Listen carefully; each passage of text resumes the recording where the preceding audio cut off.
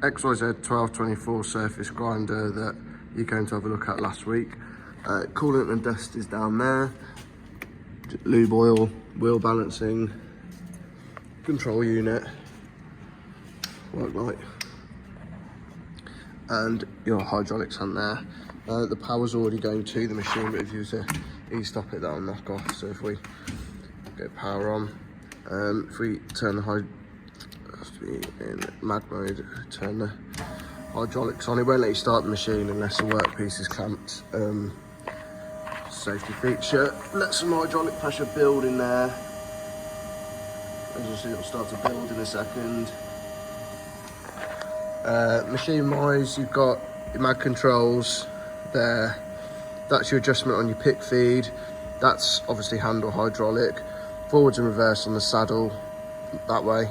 And hydraulic saddle control is there. So if we turn the wheel head on, built some pressure in there. It's the wheel head running. Up and down on the wheel head is here, and down with 2. Bring that all the way down. Forwards and reverse on the saddles operated by these 2. That will bring the saddle backwards, and that will bring the saddle. If you use that to put the table into hydraulic mode,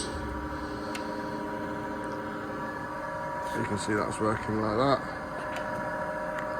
And then if you put your machine into hydraulic mode there and choose the pick feed option, so I'll adjust the pick feed up a little bit so we don't get loads of movement. Backwards, and then forwards.